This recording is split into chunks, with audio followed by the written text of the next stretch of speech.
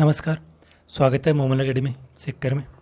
आज के लिए जो ईआरओ के संबंध में पॉजिटिव न्यूज़ है कि इसमें पदों की संख्या अब और बढ़ जाएगी। जो पहले बढ़ रही थी वो तो बढ़ेगी, इसके अलावा 2 पोस्ट और बढ़ने वाली है आपकी ईओ की। न्यूज़ क्या है देखते हैं। न्यूज़ है अलवर जिले में रैणी और हनुमानगढ़ में गोलूवाला नई नगर पालिका गठित। नई नगर पालिका बन रही है और ये जो नगर पालिका बन रही है चतुर्श्रेणी की बन रही है। तो आपको पता होगा ईओआरओ की पोस्ट में जो ईओ की पोस्ट थी वो चतुर्श्रेणी की थी। 2 नई नगर पालिका बनी है तो ईओ की 2 नई पोस्ट क्रिएट हो जाएगी। न्यूज़ क्या है, राजस्थान में 2 और नई नगर पालिकाओं के गठन के आदेश जारी किए गए। अलवर जिले की रैणी ग्राम पंचायत और हनुमानगढ़ के गोलूवाला ग्राम पंचायत को चतुर्श्रेणी नगर पालिका का दर्जा। ईओ का एग्जाम चतुर्थ का था आपके, और जो आरओ का था वो सेकंड ग्रेड का था एक तरह से। स्वायत्त शासन विभाग डीएलबी ने इस संबंध में आदेश जारी किए हैं। अब प्रदेश में स्थानीय निकायों की संख्या 254 हो गई है। देखो अब स्थानीय निकायों की संख्या 254 हो गई है। मैं आपको बताऊँ, पोस्ट बढ़ेगी। क्यों बढ़ेगी? ये जो 254 है ना, आपके एग्जाम से पहले 254 नहीं थे, और जब ईओ की पोस्ट इंक्रीज हुई थी तो उसके बाद में भी सरकार ने बहुत सारी नई नगर पालिकाएँ बनाई है। और जो सेकंड लेवल या फर्स्ट लेवल की जो नगर पालिकाएँ बनी है, जो जैसे नगर निगम या फिर जो नगर परिषद बनी है आपकी, तो उनमें तो आरओ की पोस्ट की भी जरूरत होगी आपको। तो वहाँ पर आरओ की पोस्ट भी बनी है बहुत सारी। अलवर जिले के ग्राम रैणी नंगलबास के पूरे क्षेत्र ग्राम डेरा, हाथोस, बुलेरी, मुकुंदपुरा, जगमालपुरा की 14,857 आबादी के लिए नई नगर पालिका गठन किया गया। और इसी तरह हनुमानगढ़ के गोलूवाला निवादान और गोलूवाला सिंगदान की 21,313 की आबादी को मिलाकर भी नगर पालिका दर्जा दिया गया।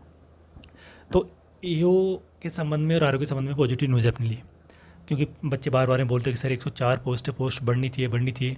मैंने पहले भी बताया था, जब एग्ज़ाम हुआ था उसके बाद मैंने वीडियो बना के बताया था आपको, पोस्ट बढ़ेगी, 100% बढ़ेगी। उसका रीज़न ये है कि जो ये ईआरओ की वैकेंसी होती है ना, वो आपकी 5-6 साल में जाके वैकेंसी आती है। ये कोई मतलब बार बार हर साल होने वाली वैकेंसी नहीं है। और आप ये सोच के देखो, अगर इतनी नगर पालिकाएँ बन गई जिनमें ईओ की पोस्ट खाली पड़ी होगी, तो फिर काम कैसे होगा? और 5-6 साल तक तो खाली रह नहीं सकती पोस्ट, है कि नहीं? तो पोस्ट तो बढ़ेगी आपकी। अब कैसे बढ़ेगी, कितनी बढ़ेगी, उसकी देख लेते हैं एक बार। पहले टोटल पोस्ट 104 है, और 104 से पहले भी मैं आपको बता दूं कि पहले जो इसमें अपने टोटल पोस्ट 77 थी, आपको पता होगा। जो आरओ की जो पोस्ट है, मैं एक बार पूरा बता दूँ आपको डिटेल में, पोस्ट का जो भी है। जब भी भर्ती जब हुई थी तब हमने इसमें ईओ की पोस्ट थी 63, ये ईओ की थी, और आरओ की पोस्ट थी 14, ठीक है। उसके बाद में आरपीसी ने नोटिफिकेशन निकाला और इसमें ईओ की 27 पोस्ट बढ़ा दी। इनको मिला गया, इधर कितना हो गया 90, और ईओ के 14, तो टोटल पोस्ट होगी 104। तो ऐसे 104 पोस्ट निकली थी, मतलब 27 ईओ के पोस्ट बढ़ चुकी है। तो ईओ की बढ़ गई है तो मतलब आरओ की बढ़ी नहीं है कि नहीं? अब कितने पद बढ़ सकते हैं? देखो, ईओ के आपके 10 पद बढ़ सकते हैं। जो मैंने पहले बताया था कि जो आरपीसी ने 27 पोस्ट बढ़ने वाला जो नोटिफिकेशन निकाला था, उसके बाद में सरकार ने 10 नई जो ग्राम पंचायतें हैं उनको नगर पालिका में प्रमोट कर दिया चतुर्श्रेणी में। तो उसकी वजह से आपके ये 10 पोस्ट बढ़ जाएगी ईओ की। आरओ की बढ़ जाएगी 38। जो नगर पालिकाएँ थी, जो नगर परिषद बन गई थी, तो वहाँ आरओ की उसके हिसाब से आरओ की 38 पोस्ट। आरओ की ज़्यादा क्यों बढ़ेगी? क्योंकि ईओ की पहले बढ़ चुकी। तो अब नंबर है आरओ की पोस्ट बढ़ने का, तो आरओ की हो जाएगी आपकी 38। न्यू ईओ 2 पोस्ट, जो भी आज के ही पेपर में है, 2 नगर पालिकाएँ बनाई है सरकार ने, तो 2 उसकी पोस्ट होगी। तो सबको अगर टोटल मिलाऊँ तो कितना हो गया? 104 तो ये हो गई। एक बार इसको थोड़ा सा मिटा देता हूँ। 104 पोस्ट तो आपकी ये हो गई, ठीक है, और 10 ये 38 है, तो टोटल मिला के 154 पोस्ट होगी आपके। एग्ज़ाम हुआ था 104 पोस्ट पर, और अभी पोस्ट होगी 154। अब आप मेरे को सोच के बताना खुद, जो कोचिंग वाले बोल रहे थे 100+ कट ऑफ जाएगी, अब बताओ उनका क्या होगा? जबकि हमने एग्ज़ाम के बाद में बोला था 100 कट ऑफ नहीं जाएगी। उन्होंने तो क्या करा कि जीके का पेपर देख लिया और कट ऑफ बता दी जो बतानी थी। बिल्कुल नहीं जाएगी। जैसे रीट के कट ऑफ जब रिजल्ट आया तब उनके जो कट ऑफ थी धराशायी हुई है ना, वैसे ही ईआरओ के रिजल्ट में भी उनकी कट ऑफ धराशायी होने वाली है। 100 से ऊपर कट ऑफ नहीं जाएगी। और अब तो जब पोस्ट ही बढ़ गई, आप सोच के देखो, 50% पोस्ट बढ़ गया, लगभग 50% पोस्ट बढ़ चुकी है। क्योंकि देखो 104 पे एग्ज़ाम हुआ है, ठीक है, 104 पे एग्ज़ाम हुआ है, और अब आपके लगभग 50 पोस्ट बढ़ जाएगी। नियम ये है कि भाई 50% पोस्ट तो बढ़ ही सकती है, और नियम में तो देखो कुछ नहीं होता, सरकार को एक आदेश निकालना होता है, नियम अपने आप चेंज हो जाते हैं। तो इस हिसाब से ये हो गया। तो टोटल पोस्ट आपके 154 पे अब आपका रिजल्ट आएगा देखना। तो कट ऑफ अब 100% कम जाने वाले, 100 से भी कम जाएगी। कट ऑफ का जो है वो मैंने वीडियो बना रखा है, आप जाके चैनल पर देख सकते हो पहले। अब थोड़ी सी अगर आगे चर्चा करूँ मैं, कि जो बच्चों के बार बार में डाउट हो रही है कि सर ईआरओ में नॉर्मलाइजेशन कैसे होगा, ये बड़ा थोड़ा यक्ष सा सवाल है बच्चों का। नॉर्मलाइजेशन कैसे होगा? पटवारी जैसा होगा क्या? पटवारी का तो आपको पता ही होगा, मतलब क्या ही धांधली हुई थी एग्जाम में। आंसर की रिजल्ट कब तक आएगा, इसकी थोड़ी चर्चा करेंगे। टेलीग्राम सर्वे का सच क्या है?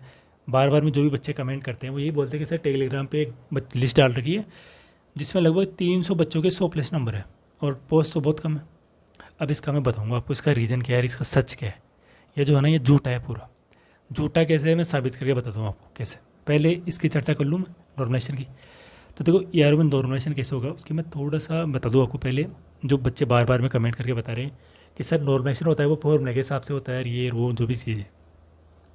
अगर आप में से किसी भी बच्चे ने अगर पटवारी का एग्ज़ाम दिया हो अभी जो हाल ही में हुआ था और उसके बारे में थोड़ा सा भी पता हो आपको, तो आपको पता होगा कि भाई 2 दिन में 4 पारी में पेपर हुए थे।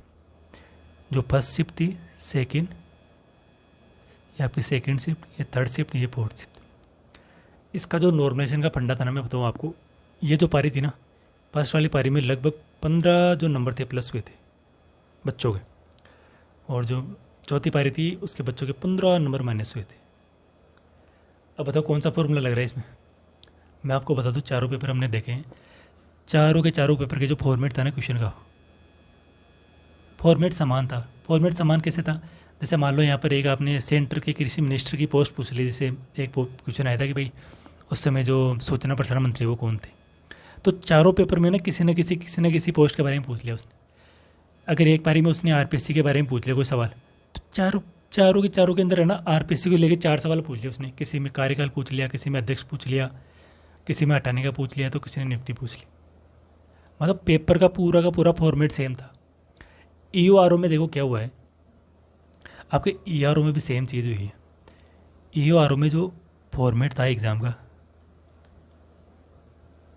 तो उसमें क्या हुआ कि जो 2 ही पारी में एग्ज़ाम हुआ है, पहले तो बता दूँ आपको पता ही होगा, दिया होगा आपने, 2 पारी में एक पेपर हुआ है। जो फर्स्ट पारी में जो पेपर का जो फॉर्मेट था ना, वो सेकंड पारी में मान लो कॉपी पेस्ट हुआ है। अब बच्चे कह रहे हैं कि सर क्वेश्चन भी रिपीट हुए हैं। वो रिपीट तो खैर नहीं हुए उतने, लेकिन जैसा इधर सवाल पूछा ना, सेम टू सेम वही का वही सवाल ऐसा लग रहा है जैसे कॉपी पेस्ट हो गया, वो इधर पूछ लिया। पहला रीज़न ये। दूसरा रीज़न, अपने जो राजस्थान की एग्ज़ाम होती है ना, उसमें जो नॉर्मलाइजेशन वाला फंडा होता है ना, देखो फॉर्मूला मेरे को पता नहीं है ज़्यादा, मैं आपको बता रहा हूँ कि ट्रेंड जो होता है ना, वो ट्रेंड यही अपने राजस्थान के एग्ज़ाम होगा कि जिसकी पहली पारी में एग्ज़ाम होती है ना, उसके नंबर है ना प्लस होते हैं, और जो दूसरी पारी में होते हैं ना उस एग्ज़ाम, उसके माइनस तो नहीं होते लेकिन सेम रह जाते हैं। मान लो माइनस तो खैर मैं नहीं कहूँगा कि हो जाएंगे, क्योंकि 2 ही पारी में है तो माइनस वाला तो फंडा नहीं बैठेगा, पर पहली वाली पारी वालों को ना थोड़ा सा फ़ायदा हो सकता है मेरे हिसाब से।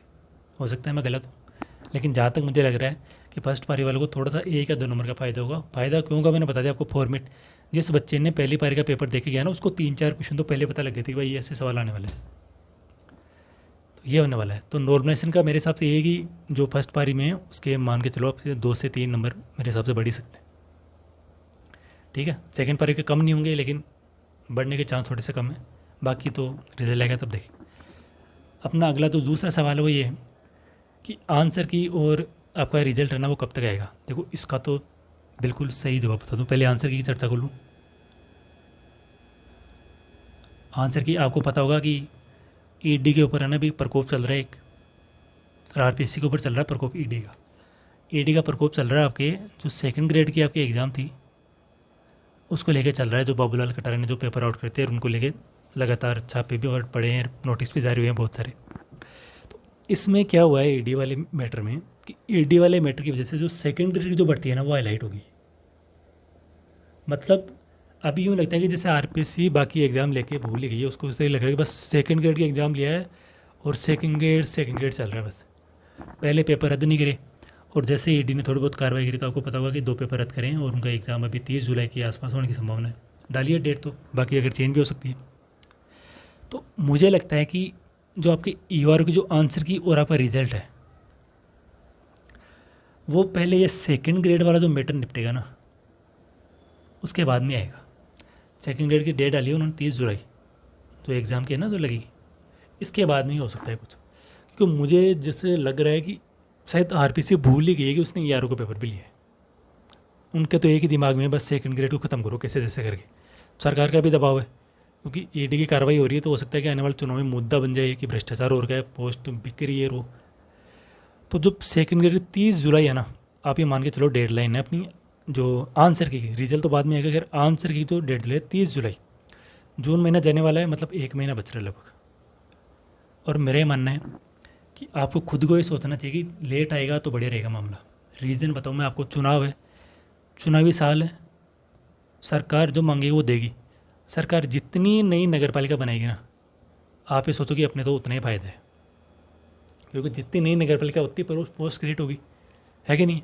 और भर्ती मैंने बता ही दिया आपको, 5-6 साल में होनी है। सरकार जितनों को भी दे देगी नियुक्ति उतना ही बढ़िया है। तो आंसर की कि मैं डेट दे रहा हूँ आपको, 30 जुलाई के बाद में आपकी आंसर की आ सकती है। 30 जुलाई से पहले तो थोड़े से चांस कम है। हालांकि देखो होने में कुछ भी हो सकता है, 7 महीने बाद में सेकेंड ग्रेड का पेपर रद्द हो सकता है, तो कुछ भी हो सकता है। पर जो कैलकुलेशन के हिसाब से जो एनालिसिस बैठ रहा है, जो अनुभव है, उसके हिसाब से 30 जुलाई है। उसके बाद में आपकी आंसर की आएगी।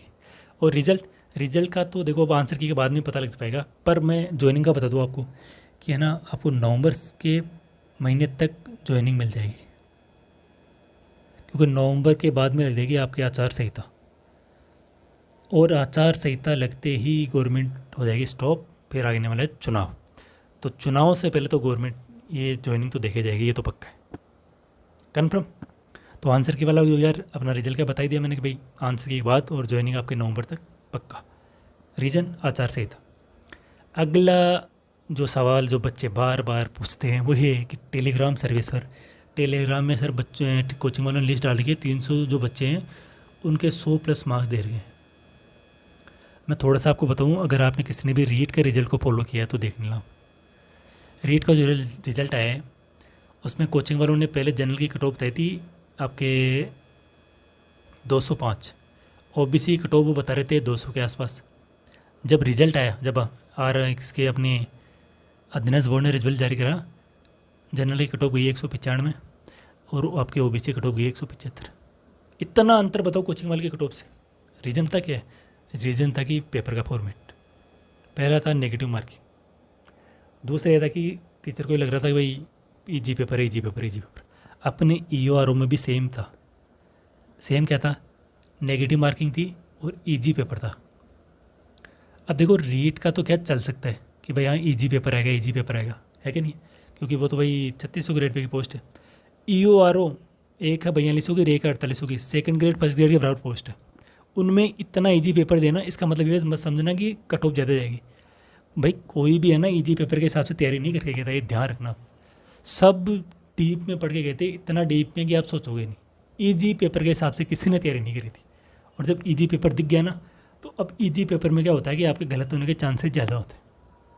चाहे कितना भी इजी सवाल हो, अपन एग्ज़ाम हॉल में बैठते हैं तो इजी पेपर को देख के लगता है कि यार काफ़ी सही है, लेकिन जब जाके फाइनल आपकी आंसर की आएगी ना, तब आप देखना कि यार आप यही कहोगे हाँ सर सही बोल रहे थे आप, बेटा नहीं मामला इसमें। तो अपने इसमें जो टेलीग्राम वाले हैं उनका चक्कर क्या है कि देखो जैसे कोई बच्चा अपने मान लो ई और आर का एग्ज़ाम दे दिया अपने, आया और टेलीग्राम वाले तो चलवा दिया सर्वे। उनका क्या, सर्वे चलवा दिया, बोलो बच्चों कितने क्वेश्चन सही हो गए? सर 120 में से 115 करके आया हूँ और 105 क्वेश्चन सही है। ठीक है भाई 105 क्वेश्चन सही है आपके। कोचिंग वाली आंसर किसे मिला ली, 105 क्वेश्चन सही है। आपको पता होगा हर एग्ज़ाम में 1-2 क्वेश्चन ऐसे होते ही हैं कि गलत होने के चांस रहते ही उनके। जब ऑफिशियल आंसर की आएगी ना, तब आपके जाके क्वेश्चन आ जाएंगे 97-98 के आसपास। ठीक है, अगर आरपीसी ने गलती से कोई क्वेश्चन डिलीट कर दिया, जो कि आपको पता होगा ट्रेंड चल रहा है अभी, तो दिनेश बोर्ड का आरपीसी का डिलीट कर दो, बस बोनस तो देंगे नहीं। अगर क्वेश्चन डिलीट कर दिए तो कट ऑफ फिर आप मतलब आपके मार्क्स हो जाएंगे 95। और तो मतलब ये सोचो 95, सोचो बच्चे के नंबर कितने आ रहे थे 105, अभी कितने हो गए 95, कितने का अंतर हो गया बताओ? 10 माइनस हो गए नंबर। ये 10 नंबर का माइनस होते हैं, याद तो रखे। जब फाइनल आंसर किया कि रिपीट डिलीट हो गया, रिपीट देखते ना, तो 95 बन गए भाई। किसके? टॉपर के। हो सकता है 1-2 बच्चों के 100+ नंबर भी हो, 1-2 बच्चे, ध्यान रखना 1-2 बच्चों के हिसाब से कट ऑफ नहीं निकलती है। कट ऑफ हमेशा जो एवरेज नंबर होते हैं उनके हिसाब से निकलेगी। तो टेलीग्राम वालों का ये चक्कर है कि अब सर्वे कब हुआ था बताओ? एग्जाम देते ही सर्वे हुआ था। अब ऑफिशियल आंसर के बाद में कोई सर्वे हो रहा है? कोई सर्वे नहीं हो रहा। तो सबको क्यों डराया जा रहा है? 100+ जाएगी इस वजह से डराया। डरने की कोई आवश्यकता नहीं है। ऑफिशियल जब आंसर की आएगी आप देखना सबके नंबर है ना 100 से नीचे ही आएंगे। 1-2 बच्चों को अपवाद की देखो मैं बात नहीं करूँगा, बाकी सबके इधर ही ये हाल होने वाला है। तो अपने लिए पॉजिटिव न्यूज़ है, ईओ की पोस्ट बढ़ गई है 2। और देखते हैं कि अगर जल्दी से जो वित्त विभाग है अगर उसको फाइल को क्लियर कर देता है तो ये नोटिफिकेशन भी जारी हो जाएगा और बढ़िया सब नौकरी लगे तो ठीक ही है। उम्मीद है वीडियो पसंद आया होगा। अगर जानकारी पसंद आई है तो चैनल को सब्सक्राइब करें। जो भी नई जानकारी होगी ईओ की या फिर राजस्थान के एग्जाम की मैं चैनल पे बता दूँगा आपको। धन्यवाद।